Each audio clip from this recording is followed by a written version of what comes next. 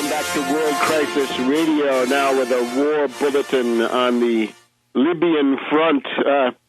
Let me call your attention to my articles of this week and some other things you should know about.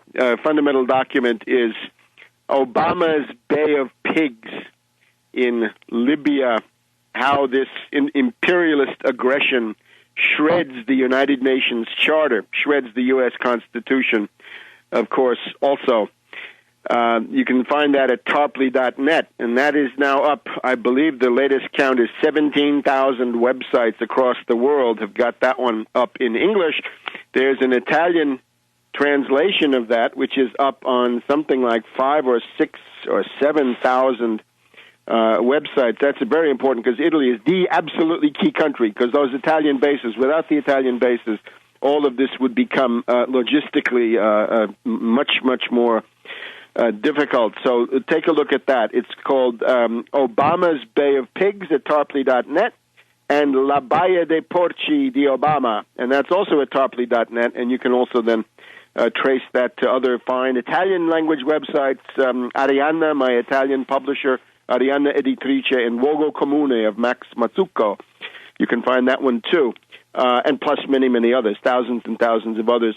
Also, we have 2 television broadcasts this week. We have Press TV, which you can find in the media interviews section on Tarpley.net. You can also find it at the Press TV website, YouTube website. And so there will be 2 of those. There's one of them that is going to be posted probably later today. And there's also the Twitter feed, Webster G. Tarpley, a couple thousand people following those strategic bulletins. And Monday, I think we had about 35 tweets, so Monday was a big busy day. So where to start with this aggression? Maybe we should start with the violation of the UN Charter.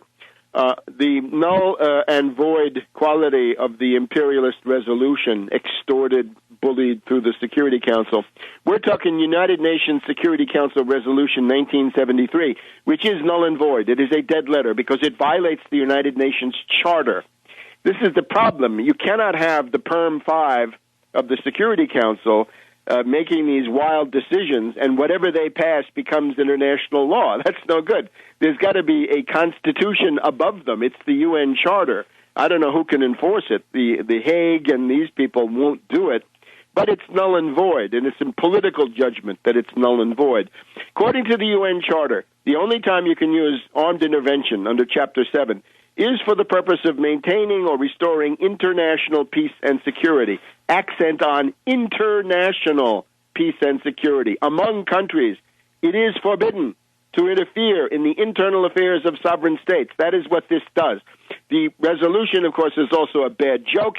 It contains an arms embargo on Libya. Oh, well, who's violating the arms embargo? Why, the United States, working through Egypt with that sinister Egyptian junta that was supposed to represent the singing tomorrows of the young nihilists in Tahrir Square, the democracy freaks.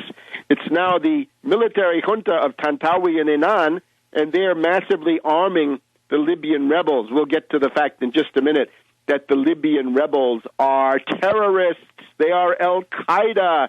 They are the same people that sent the greatest number of suicide bombers per capita of anybody in the world to kill U.S. and NATO forces in Iraq in 2006, anyway, at least going through the Syrian border. That's another article of mine. We'll talk about it in detail in a minute. That is, the CIA's Libyan rebels are the same terrorists who killed U.S. and NATO soldiers in Iraq. That's up at Tarpley.net. There is going to be an Italian version of that one, too, which will be in the media interviews section, the Italian media interviews section on Tarpley.net. We'll be sending that out also so it can be found on the popular Italian websites.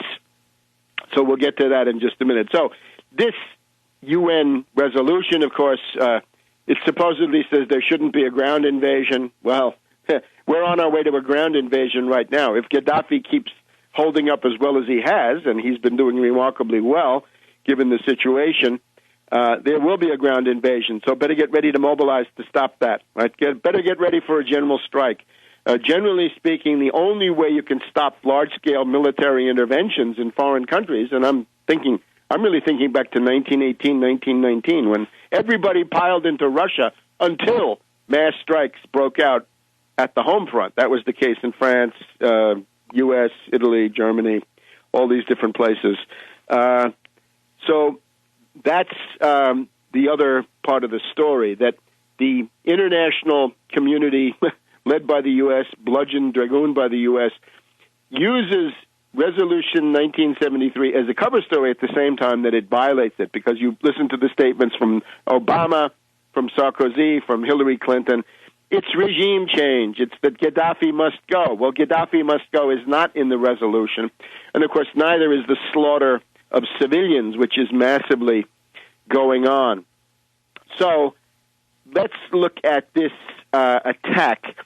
The interesting thing is the chaotic nature of this. The chaotic nature of the imperialist attack has to do with these inter-imperialist rivalries, can we call them? Inter-imperialist hatreds. They are, to some extent, real.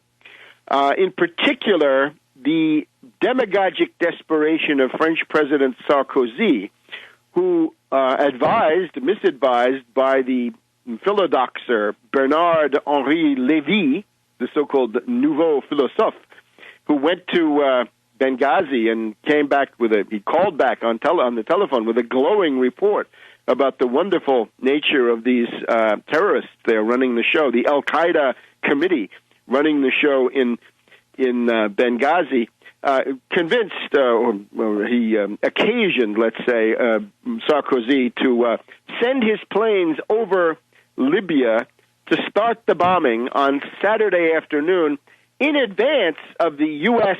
and, to some token extent, British cruise missile attack. Normally the way they do these things is, since they're cowards, they send in the cruise missiles first to destroy the anti-aircraft missiles, and then they send in the planes to start killing people in grand style.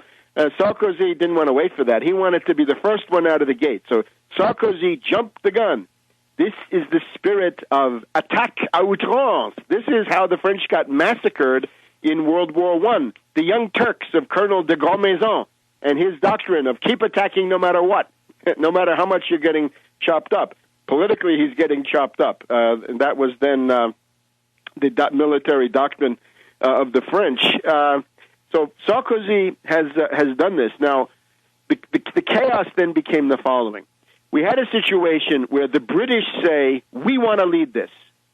The French say, we want to lead it. Obama says, in order to maintain my demagogic image as a peace angel and a Nobel Peace Prize winner, I don't want to be out in front on this one. I want to be hanging back in terms of theatrics, even though, of course, the U.S. is providing the overwhelming majority of the attack. So that's the chaos in NATO. There's more. There's a Turkish and an Italian angle in just a minute.